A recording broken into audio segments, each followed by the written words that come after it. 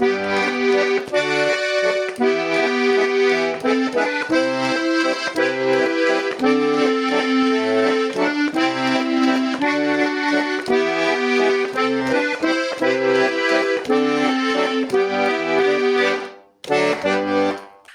and welcome to Black Cats Chat, the international fans podcast for Sunderland AFC.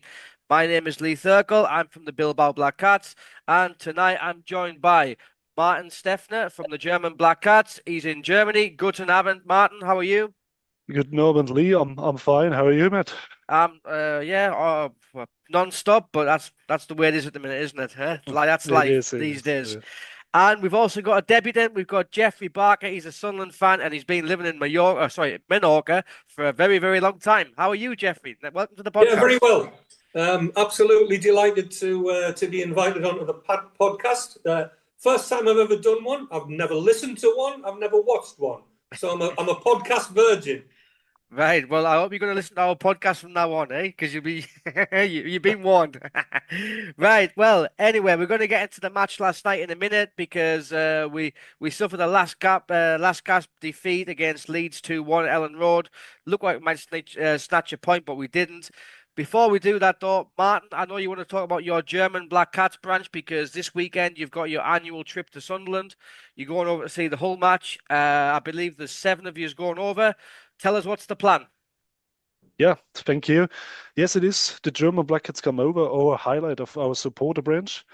And we can confirm that 8 participants are in Sunderland from Friday to Sunday. We will have I think, good program. We will meet journalist Nick Barnes and Phil Smith. Of course, the traditional thing, the fans museum, the match. And we will meet Chris Waters, the supporter official from Sunderland. We are really looking forward. It is a high number, the highest number we ever had. Brilliant guys. One guy never flown, and it is first flight to Newcastle for Sunderland against Hull. Absolutely brilliant. And a guy from Manila, a fan from Manila, asked us if you can join us. And then we said, yes, we're looking forward to meet you, Mark. And of course, our members, Ian, Phil, Alex. It will be a brilliant weekend. If you see us, if you hear the German language, see a German flag, please feel free to join us, to talk to us. We're looking forward to the trip. Yeah, just make sure you don't show that lad who's never flown what happened in Toronto yesterday. Because you might put them off. But yeah, hopefully everyone escaped unharmed from that because it didn't look very, very pleasant, did it? Plane overturned on the runway. But anyway, thanks for that, Martin. I hope you all have a wonderful time and hopefully you'll get a nice win and the 3 points and hopefully it'll put us back into the automatic promotion race if Leeds do us a favour on Monday night against Sheffield United. But we'll see. Right, thanks for that. Okay, Jeffrey, it's your turn. And when we have a new guest on, we always get them to tell us the Sunderland story because we love hearing all Sunderland stories are different. We've all got nice nostalgic memories and we'd love you to share yours, please. Okay, well, I'm Jeffrey Barker. I'm 55. I'm originally from Easington Colliery, so 8 miles south of Sunderland, basically. Son, grandson, and nephew of coal miners from Easington Colliery. I was there and brought up in the colliery. Went to school there. Went through the miners' strike. And then obviously as things economically weren't great in the northeast, I left when I was about 19 years old to seek work. I actually moved down to Bury, outskirts of Manchester, and I lived and worked there for 7 years until I upped sticks and went out to Menorca, where I've been ever since. So I've been resident in Spain now for 30 years. I came here in 1994. I've done a number of different things work-wise. We now, my wife and I, run a property management company. I also have a building business. We have a villa rentals website exclusively based on the island. And I've just bought another business, which is a swimming pool cleaning and maintenance business. So this is where we are. As I say, I've been here for a long time, but my passion for my football club has never waned in that time. So my early memories, I actually did a bit of research because I couldn't remember the dates. I had a look this morning, and my first game at Roker Park was on the 24th of November 1979, and that was a 3-2 victory against Bristol Rovers. And I stood in the full well end. We were 3-0 up at half-time, absolutely coasting. And come the end of the game, which finished 3-2, we were hanging on for grim death, getting absolutely battered. And, you know, that sort of worry and fear has, from day one, has never changed. And I've got some fantastic early memories as a kid. Even before I was a teenager. One of them that springs to mind, I was in the clock stand paddock when we beat West Ham 2-0 just after they had won the FA Cup, and we needed to win to gain promotion into the old First Division. Kevin Arnott scored one of the goals, I think, and that sticks with me. Could barely see anything. I don't ever remember Roker Park being as full as it was for that game, and I went there, many times. Became a season ticket holder as I was a little bit older, and my season ticket was in the Roker end. Used to get the bus from Easington Colliery, from outside the Black Diamond pub, and I remember up to 5 coach loads of Sunderland fans going for every home game back in the day. My initial sort of connection with the club was through schoolmates. I played in the brass band at Easington Colliery when I was a kid, and a lot of the bandsmen were Sunderland fans, so it was second nature. I went with my granddad. He was he was a coal miner there as well. He was a massive sports fan. Unfortunately, he would go and watch Sunderland one week and Newcastle the next, but many of the old boys used to do that. Yeah, as they did, no? Yeah. Fortunately, I never went down that route. I just managed to stay red and white. I never got tinged with the black and white. And I was just thinking about like funny stuff that happened, as a Sunderland fan. And I remember when I'd left the northeast and gone down to live and work in Bury, and I remember because it was easier then for me to go to away games than it was for home games, because I had all the Lancashire teams pretty much on my doorstep or not far away. So I've been many times at, Bolton, Bury, Blackburn, Burnley, Preston, all around there. But one particularly funny memory was it became a bit of a tradition with Sunderland fans on Boxing Day to turn out in fancy dress. And we played away at Tranmere one Boxing Day, and I went to the game there, and all these coach loads of Sunderland fans turned up in fancy dress. There was the Arab branch. They were all there with the tea towels round the heads. If only we knew now what we knew then. But one of the funniest things was, you see all these people piling in fancy dress, and then a pantomime horse came in. A pantomime horse. Yeah, and ran across the front of the stand at Prenton Park, and it creased me. It's one of the funniest things I've ever seen.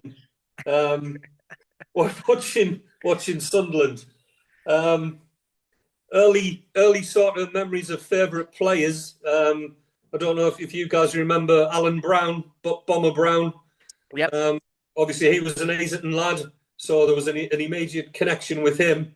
And when I was a kid, Easington Colliery School had a football team that won the sort of schools championship, a national competition. Mm-hmm. And my mother was the secretary at the school.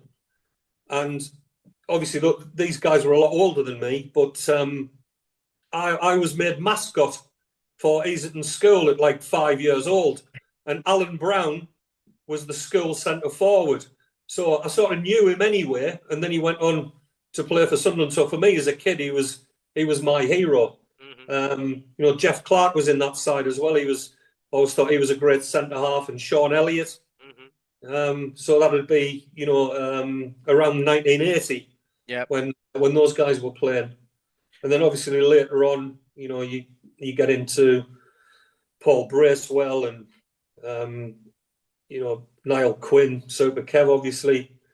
And how often do you get over to matches, Jeffrey? Because I think you told me you're a season ticket holder, aren't you? I think you told me that. No, I'm not. I'm not a season ticket holder. But so far this season, I've done, I think, 6 games. I was here. The last 2 I went to was when we beat Stoke 2-1 in the league. And then what I tend to do is come when we play on a Saturday and a Tuesday, or a Sunday and a Wednesday, something like that. I try and, when I come, I tend to come for 2 games. So the last 2 home games I was at was Stoke, where we won 2-1, and the 1-1 draw against Bristol City. And I've just booked flights to come over for the games at the beginning of March against Cardiff and Preston. Yeah. Because that's Saturday, Tuesday as well. So I'm also a big cricket fan. Unfortunately, now in a position where I can travel around watching England play. So I've just come back from Barbados, but that was actually my honeymoon. And there wasn't any England cricket involved in that. But we're booked up to go to Australia in November. We're going to do the first 2 test matches. Oh, brilliant. Yeah, in Perth and Brisbane. Nice. Because my sister's in Brisbane, so I'm going to meet up with her there. Brilliant. So that's basically my story. As I say, I'm still a mad keen, passionate fan, and through streams and one thing and another, I've been able to watch pretty much every game so far this season. Fantastic. Are you the only Sunderland fan there, or are there any more lads fans out there? No. No, there's I've got, believe it or not, a couple that I know. She's from Peterlee and a big Sunderland fan, and unfortunately her husband's from Horden, and he's a skunk. So yeah. I've just seen him this evening. Actually, I've just been for a pint before we did this, and he was in the pub. And I told him I was doing this, and he just, as you can expect, just give me a load of earache. But there you go. At least his wife's got some sense. Yeah, that's the most important thing. But also there's a number of people who've got property here on the island who aren't here full time but come and go. Yeah. And there is a sort of a bit of a group of us when they're here on holiday and stuff, and I invite. I've got a lot of friends at Bolden Cricket Club. Yep. And they come over to Menorca to play cricket. All right. And whenever Sunderland are playing, they always end up at my house for the games. You must put a good spread on. Aye, I'll try my best. Right, that's brilliant. Thank you very much for that, Jeffrey. Right then, Martin, on to last night. I mean, listen, before the match, I heard lots of different things. 1, we need to win. We'll settle for a point. And 3, it's a free hit against Leeds, who are the best team in the league. Now, the last one, I don't like that sentence. Like, the word free hit, for me, doesn't sit well with me, especially when we're in the Championship and we're 4th in the league and we're playing top. If we go to Leeds with that mentality, I think it's kind of like you're expecting to lose. So I was hoping that we'd go there and try and snatch a win, because we've done all right against the top teams this year. And it started well, didn't it? But obviously it didn't end well. What did you make of the game, and what were your expectations pre-match? Expectation was like you. I hope we win, and I think, as you said, we're doing well against the top teams. Like against the smaller teams, we did not get too much points. I think it was a really, really good match, a really good performance in the first half. I think it is a match between the 2 best teams in the league. Unfortunately, it's not 1 against 2.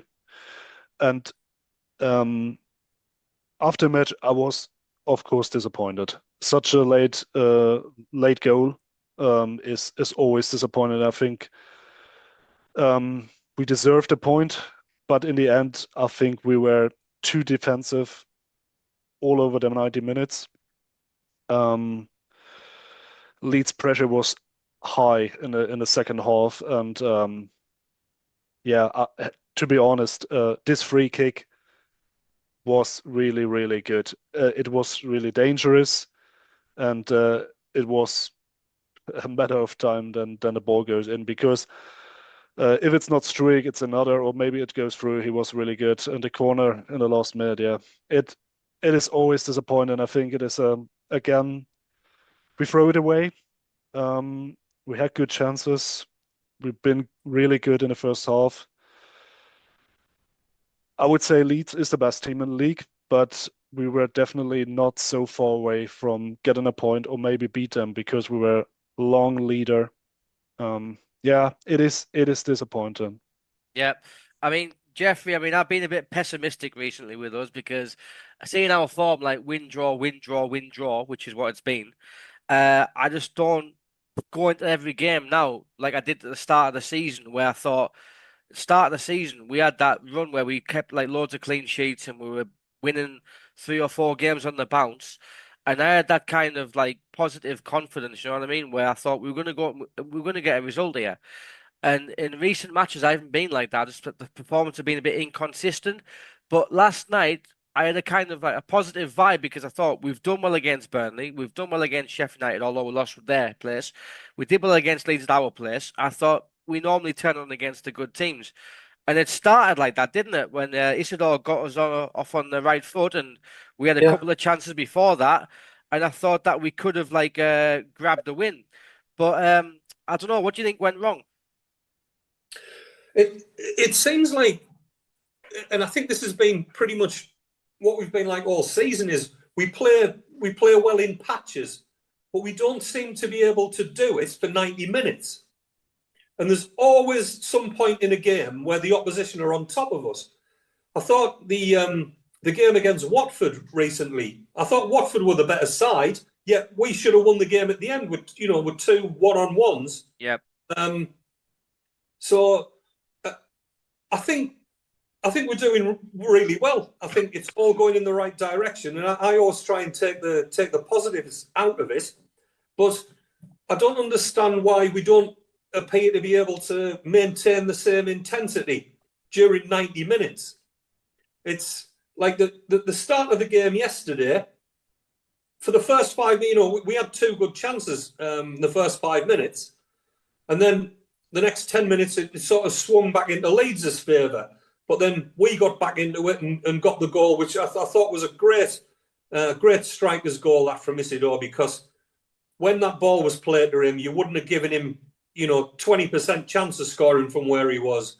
And he showed great strength. And, to hold their centre half off and turn and get his shot away, I thought it was fantastic centre forward play, that. And I thought we finished the first half well as well. And, I was very positive, thinking, we've got nothing to fear here. But then in the second half, we sort of lose that intensity. And I've seen that, over and over again during the course of the season. And, perhaps leaving the Luton game out of the equation, I think all the other games that we've had, we haven't really dominated the side from start to finish. It's always been purple patches throughout the game, and then letting the opposition come onto us. Go too defensive too early. I think we should play defensively when we're 3-0 up. Yeah, Not when we're a goal to the good. Yeah. Even at 2-0, you can never switch off. No, and you made some good points there. I remember like early in the season, the Chef Wed game comes to mind when we won 4-0. We were quite relentless then.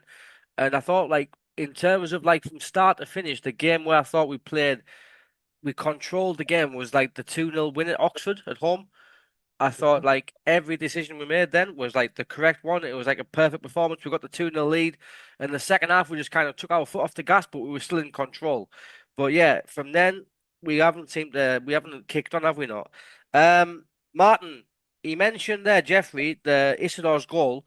He did have a lot of work to do, didn't he? Because he received it was just like a long ball, wasn't it, from Dan Ballard, down the side, down the wing, and he received it halfway inside their half, and he's had a lot of work to do, but he used his strength. He got into the box, he turned them, and it was a great finish, wasn't it? Yes, and I have to apologize to Wilson Isidore because I was in the podcast that I'm saying he's not a solution for our striker situation. I was completely wrong. Um, this goal scores a really striker that was really, really good. How he used his body to get to pass the defender, that was really fantastic. As Jeffrey said, it is a 20% chance that he scored. It was a long ball from Bollard, um, and what he does, it was a fantastic goal. Absolutely, you have to give Wilson Isidore credit for this season. Without him, I don't know. It would be definitely different. He is a top striker. Well, he's been our Jack Clark this season, hasn't he? Really, I mean, Um, he's uh, the one who's got the goals. I mean, he yeah, obviously he plays a different position, but he's the one who's got us the goals that are in this position. I think yesterday he was like Jack Clark because I think Leeds doing well with Enzo Lefay. Lefay was, as Jeffrey said, we had good chances in the first minutes. I think we should lead Job shot. I think Patrick Roberts after the shot, and but they're doing well with Enzo Lefay. Lefay has not that part of the matches he had before in the Middlesbrough match, in the Luton match. So yeah, but in the end, to ask a question, fantastic goal from him. Yeah, I think Leeds did the homework well on Lefay and Roberts, I think, Jeffrey. Yeah, I think both of them. Yeah, and I think they did. he's been exceptional, and they've obviously picked up on that and did a job on him. And that was probably the poorest game from Lefay since he started. I mean, he's been very good, but last night he didn't have the space, did he, to turn and run at the Leeds defence. Yeah, no, they closed them down straight away, didn't they? Got to give Leeds some credit as well. Obviously, the top of the league for a reason, and what is it now? 10 points clear at the top. They're a good attacking side, but I say it's we lost the intensity in that game last night. If we'd have been able to play at the same tempo in the second half that we did at the first, we'd have stood a better chance of coming away with something. But they kept at it. We were very much on the back foot, especially after they equalised. It was all Leeds. We never looked like getting out of our half, really.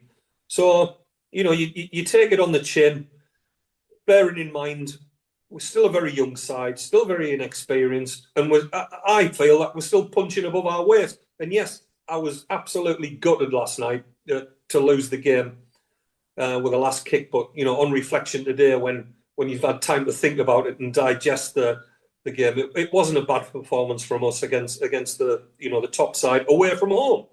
So you've got to give them some credit as well, and I'm pretty certain they're going to go up automatically. And it's looking like, I know there's still a lot of points to play for, but we're going to do the playoffs. I can't see us being that bad from now going forward to miss out on the playoffs. We'll just have to do our best in that. Yeah. Are we equipped? Are we equipped as a side to play Premier League football? Not a hope in hell. Probably not. No.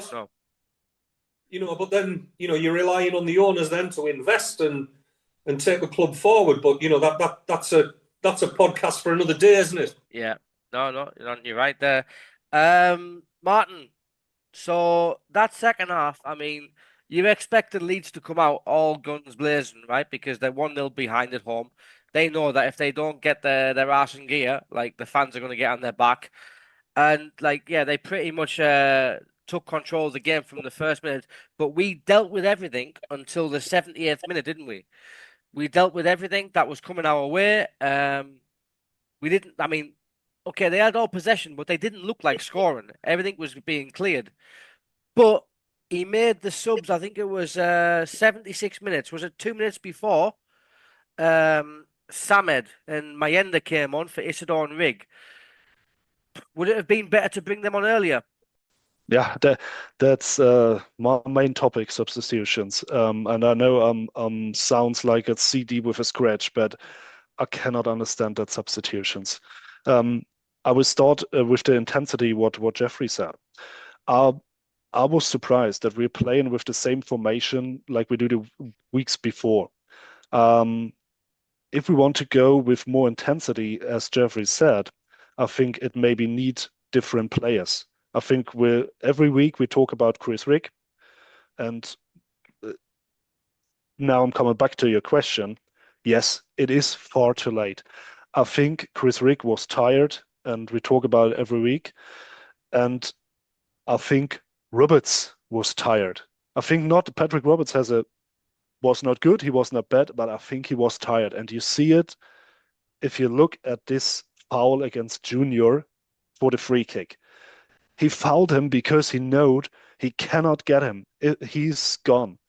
And I think that was you can see it. And I don't understand why he's bringing on not earlier. I think Poveda would be an option. Maybe doing it with Mayenda if you want, or bring something defensive, doing it with Alexic. But Roberts was tired. Roberts was out of the match. Mm-hmm. And the same with Chris Rick. And what I don't understand is we are in a situation that Leeds pressure is high. We're doing well, as you said. We defended well all the whole game. But the pressure was high. And we have a striker, we saw it before, who can go on with the long balls. He can use his body. He can cause panic.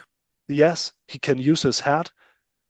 Why is he bringing on Mayenda, who is, he has a body too, but I think he's not that striker in that situation he's that I still need. very raw, isn't he? He is. I think he's not the striker I want to see. And if we in this part of the match, it is very likely that we doing the long balls again. And then I think Isidore is the best solution for our match. And if you want to go defensive, then I would think about Alexic or Summit. I think the substitutions were far too late. All three, also Poveda.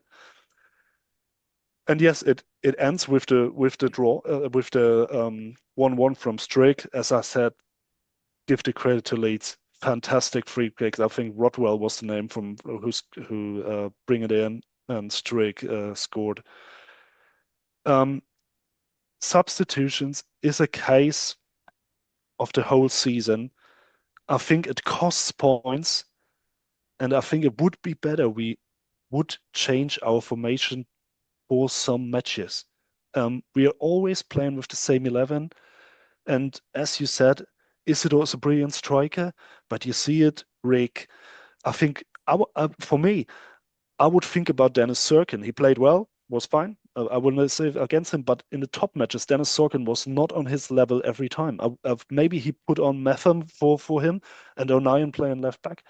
But if we're always playing in the same formation, also Lefay on the left, everybody knows it. Then you're really predictable. Mm-hmm. And Jeffrey, talking about the subs, I mean, I thought Mayenda and Samed were actually good options from the bench, but I thought he didn't make the right changes. I thought taking Isidore off would probably be light up the eyes of the Leeds defense, because they're thinking well, we're getting this guy off the pitch. So I thought that was a very strange one. And I also thought maybe it's Roberts would have been, because he didn't have the best of games and he was blown out of his arse. I think Mayenda would have been better on the right because he gives you that pace on the right hand side, and we know that him and Isidore have a good partnership. Yeah. When they come on, so if you've got one on the pitch but you take the other one off, it doesn't make any sense. And then Samed coming on, I mean, Samed came on, but then he played Samed as an advanced midfield, and he left Daniel and Job kind of a bit deeper. And I'm thinking, Samed's been brought in as a defensive midfielder, but he's been playing advanced midfield. So, I mean, I noticed last night Brown was in the squad as well, wasn't he? He was on the bench, and I wondered, somebody with a bit more experience, maybe take the heat out of it a bit as we were under the cosh. He might have been a better option, but it's water under the bridge now, isn't it? And had we hung on, it had either been a great win or a great point. But we sickeningly got nobbled in the last minute.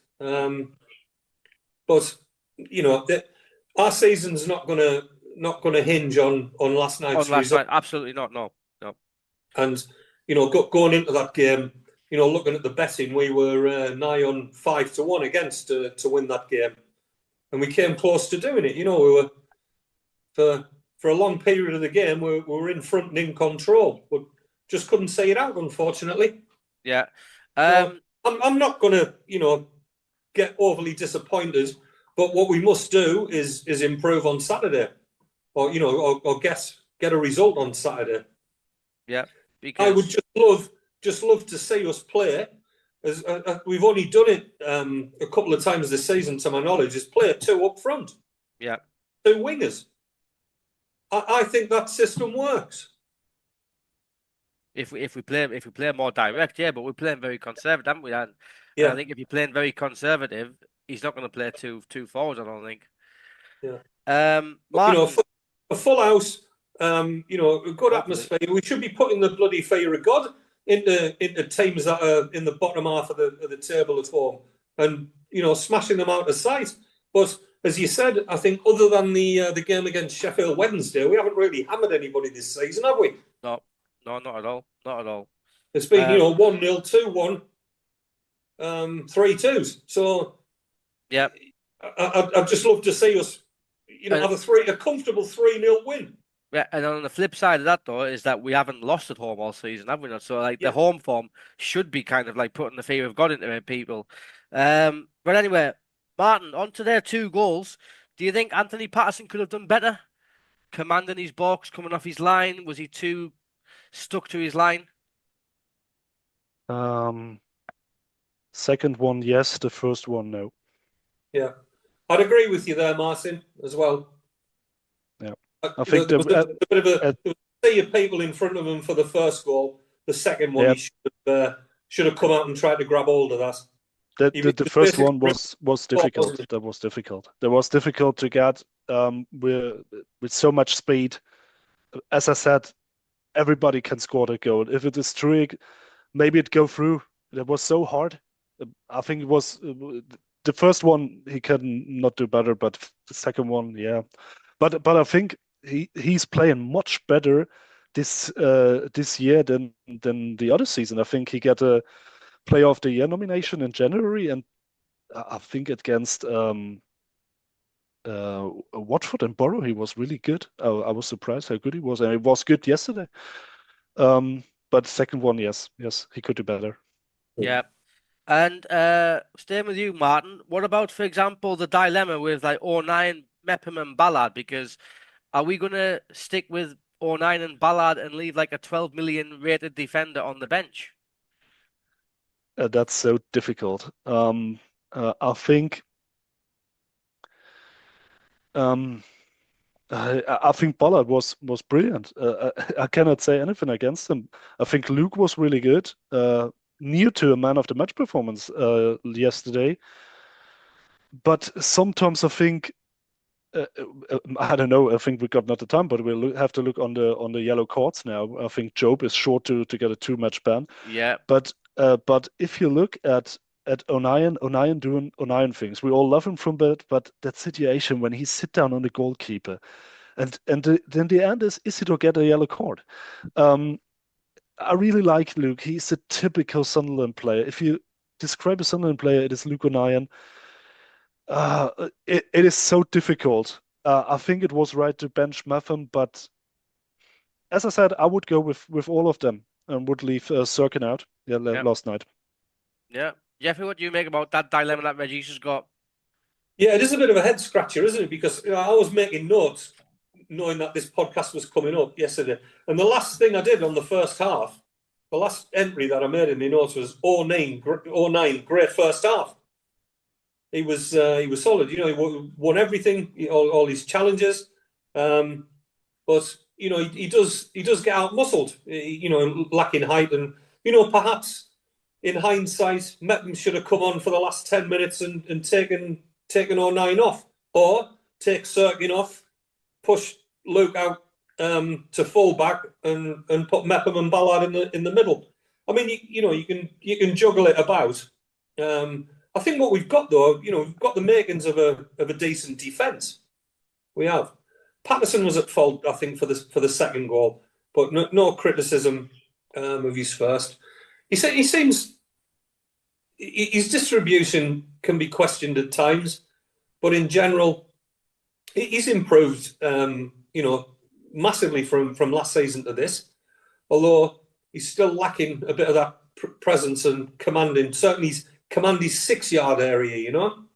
Even if it's not anything that comes in there, should be his, and that's pretty much where it was last night for the second goal, wasn't it? Yeah. He should have been busting his nuts to get there and get a hand on that. Get a fist on it, yeah. Because he is a big lad, isn't he? It was an unchallenged header, wasn't it? Yeah. It was an unchallenged header for the second goal. It's a good cross. You've got to give them that. Yeah. But it was unchallenged. Exactly. Right then, just a couple of stats then. So we have conceded 10 goals this season after 80 minutes, and we've lost 13 points after 80 minutes.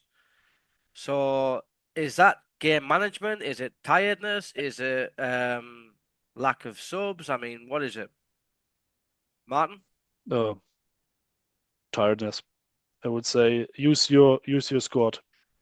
And I think since January there are no excuses for them. Use your squad. You have good players. Use it.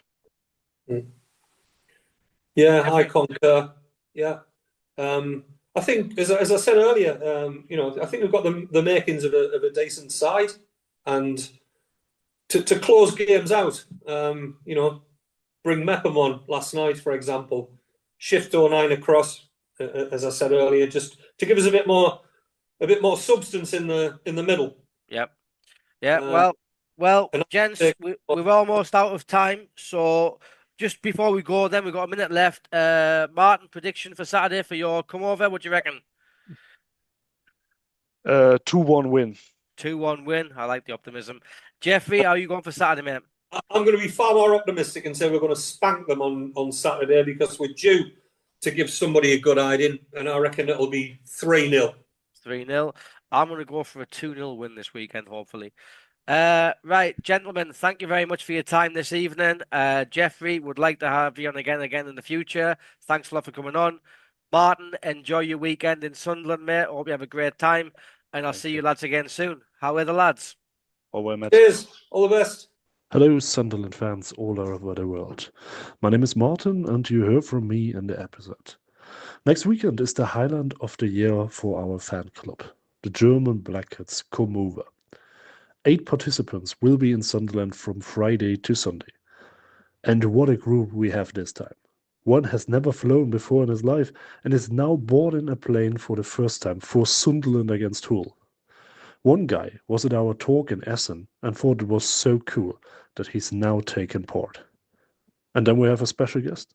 A fan from Manila asked if he could take part too, and we are of course really looking forward to seeing him.